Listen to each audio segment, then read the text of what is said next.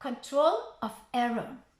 This is one of the very, very important principles of Montessori education. Montessori materials have mostly inbuilt controls of error. These controls of error require from the student, the child, to be careful and to accept and respect all the requirements needed for working with a certain material. It does not mean that the control is becoming automatic. Also, the control of error is always connected to the nature of the material. And fixing the error, let's say the child is making a mistake, is always connected to the requirement and to the learning goal of the material. If any control of error is not connected to the learning goal of a material, that is not a control of error in the sense of Montessori material, and it is also not a control of error in the sense of educational value. What do I mean by that? The child is working with the sound cylinders, and the child has 4 sets of cylinders, that is 8 cylinders. 4 are red and 4 are blue. And always one red and one blue cylinder make the same sound. And the child has to compare the sounds of the cylinders with each other in order to match equally sounding cylinders. If those cylinders have numbers, colored dots, or letters on their backs, so that the child could discover the letters, the numbers, the signs, or the colored dots, this means the control of error is not connected to the learning goal of the material, and therefore this is not an educational, valid, and valuable, precious learning control of error. Mostly what will happen is children are intelligent. Sound cylinders are for small children, so 3 years and up. But even those children are intelligent enough to discover that there are colored dots or numbers. They compare the numbers or the colors and match the colors, match the numbers, or match the letters or the signs which are on the back of those cylinders, which means they are not learning the learning goal. They're not learning anything about sound. They're not learning to listen to sounds because they are doing the visual control. So visual control for something that is teaching about sound is against the learning goal and therefore is not allowed. Don't do it. What I'm doing, if I'm having those sound cylinders bought from a shop and they print numbers there, I take sandpaper and I sand them away. Now, how is it correctly? Let's go back to the sound cylinders. The child has 8 cylinders for red and for blue. Shaking, listening, and matching. If in the end the child wants to match the last pair and finds out that the last pair he thought was the last pair doesn't match, that means something in the beginning has been done wrong.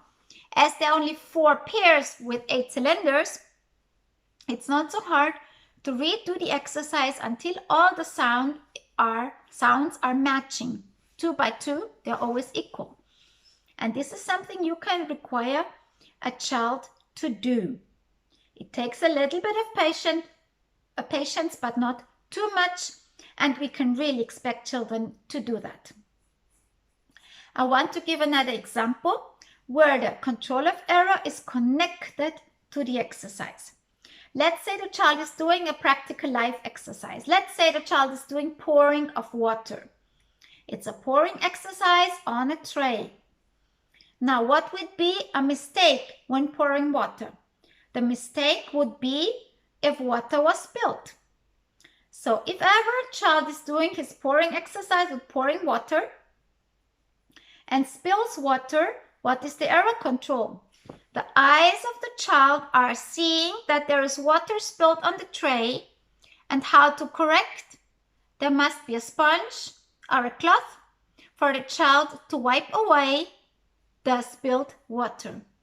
This is the natural error control, and error control that we grown-up people would also exercise in our life. If I'm pouring water and I'm spilling it, I will wipe it away, and that's error control. The error control is connected to the activity. I will give one last example to explain. If there is a cards material where the children have to lay out cards, this could be a floor circle. This could be any material that has cards with information on.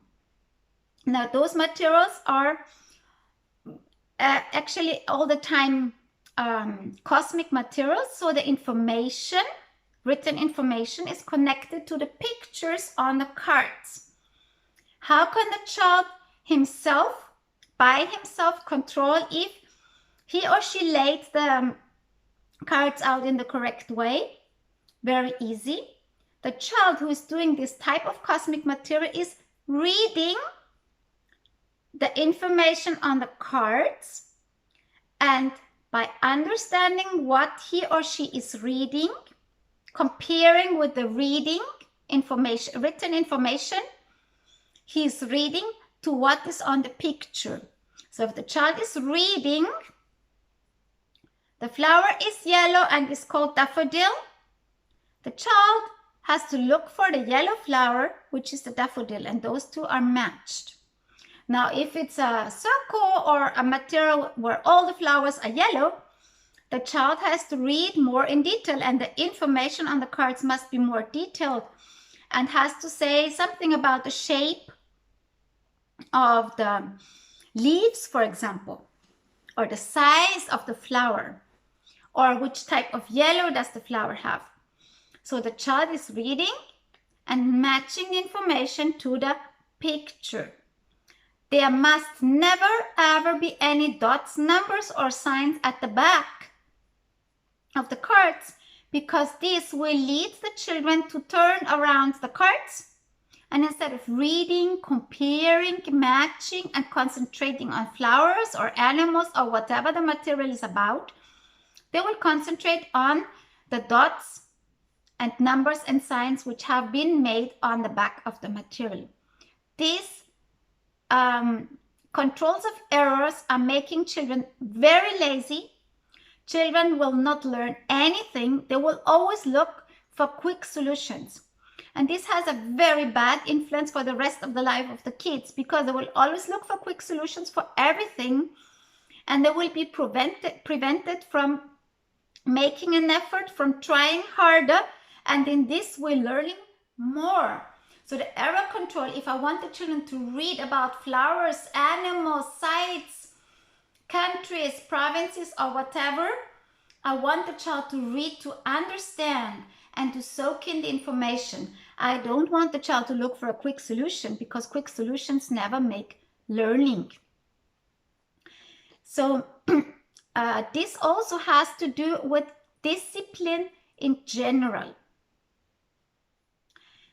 In our societies all over the world, very often we have the idea that we have to punish children for disobeying or for making mistakes.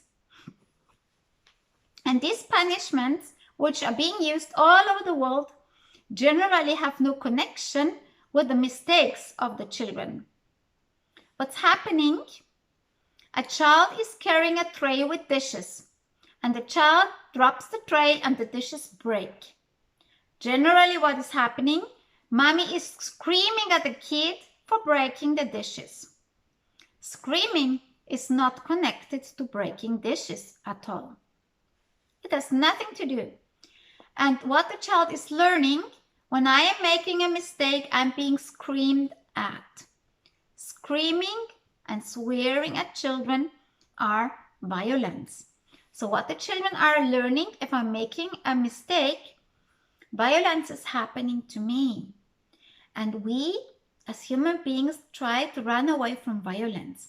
Violence is not something we want, and it's not something we can handle.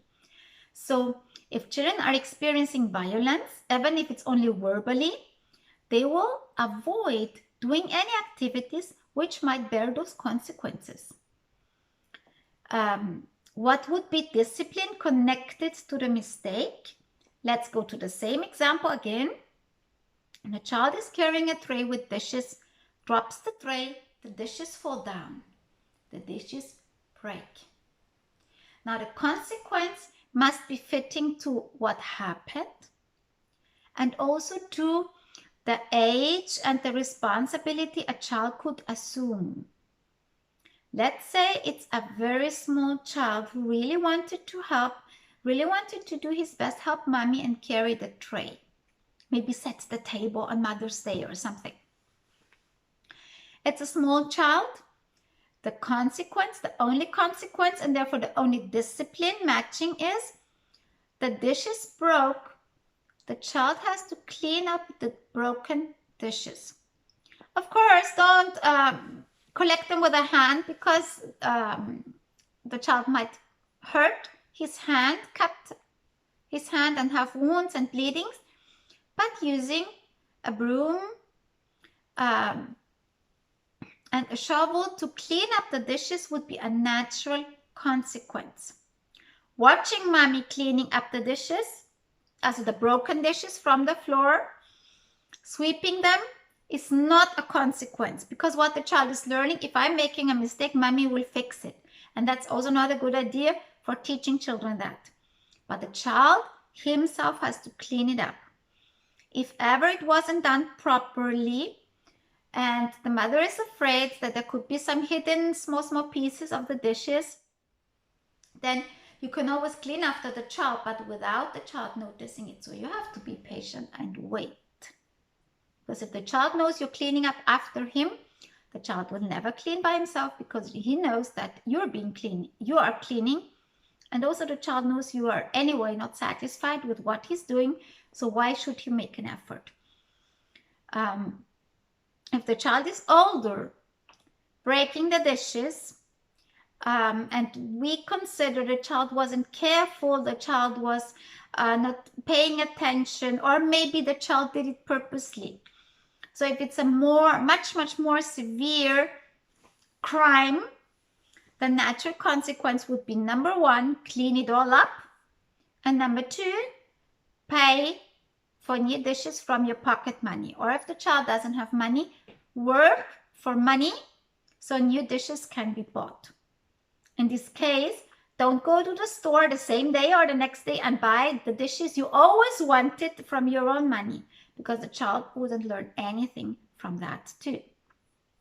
So control of error is closely connected to discipline and natural consequences of what the child is doing and what the child needs to learn. Some materials might require that the teacher or the educator has an eye on the kid, what he's doing and the way he's doing. Doesn't matter, as long as you don't go there and tell the child there's a mistake, because a mistake is nothing. That's everything and nothing, and it doesn't mean anything. That's a word that's so general that it has no meaning. But you could draw the attention of the child to correcting himself. For example, you say, oh, can you read this for me? What does it say? Violet. Oh, and what's the color of this flower? So you draw the attention and you ask questions, allowing the child to correct the mistake by himself. What you're doing is helping the child to focus and understanding the requirements. So this is something very, very important. Children who do not learn to control their own errors, children who are not taught to pay attention to their exercises, to whatever they are doing, and to verifying the result of what they have done, they are not acquiring self-discipline. And that means in their life, they will always rely on other people who will do things for them or who will check after them. And that's not a very good idea at all. So make sure that the control of error in whatever exercises you let your child or children do is connected to the learning goal with the exercise.